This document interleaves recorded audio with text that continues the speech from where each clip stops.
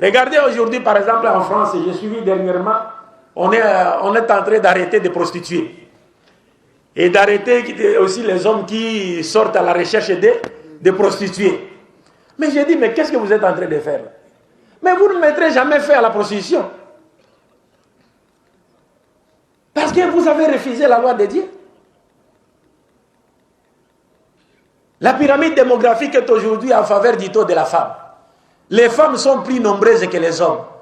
Et dans une société où il y a 8 millions de femmes et 2 millions d'hommes, et vous voulez qu'un homme se marie à une seule femme. Mais ça veut dire quoi ça? Parce qu'aujourd'hui en Occident, quand un homme se permet d'épouser officiellement une seconde femme, c'est fini.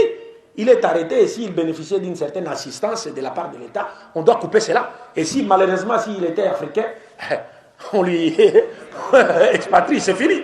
Est-ce que vous comprenez? Mais dis-moi, dans ce pays-là, un homme a le droit d'avoir même 10 femmes, pourvu que ces femmes soient des hommes comme lui portant des barbes.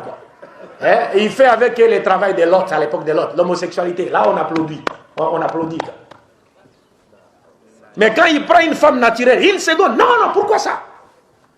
Est-ce que vous comprenez? Et aujourd'hui, on commence maintenant à arrêter les prostituées. Mais vous ne ferez rien.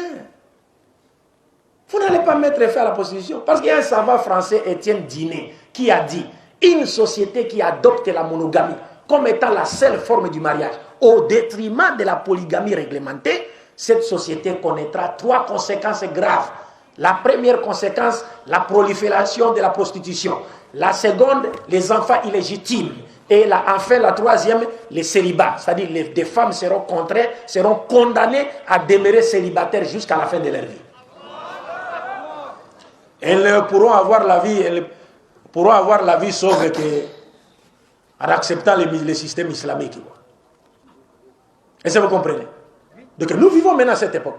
Pourtant, même dans la Bible, Ésaïe chapitre 4, verset 1, Dieu dit, il arrivera un moment où 7 femmes s'attacheront à un seul homme et lui diront, nous nous vêtirons nous-mêmes, nous allons nous nourrir nous-mêmes, fais-nous seulement porter ton nom pour enlever notre honte. Est-ce que vous comprenez cela? Donc c'est le contraire qui est fait aujourd'hui. C'est le contraire qui est fait aujourd'hui. Et maintenant, si on se retrouve dans une société où les femmes n'ont pas la chance de se retrouver même, de se marier, et de se retrouver même sous tutelle d'un homme polygame, mais qu'est-ce qui se passera? Ces femmes-là qui ont des besoins naturels, qu'est-ce qu'elles vont faire? Mais n'est-ce pas qu'elles vont développer des stratégies visant à attirer et les hommes mariés et les hommes non mariés dans les mailles de leur filet? Et qu'est-ce qui s'en suivra? La prostitution, les enfants illégitimes, les célibats.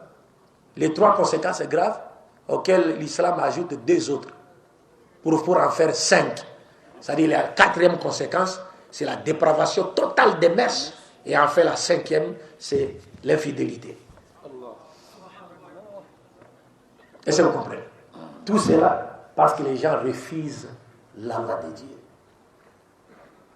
Est-ce que vous comprenez?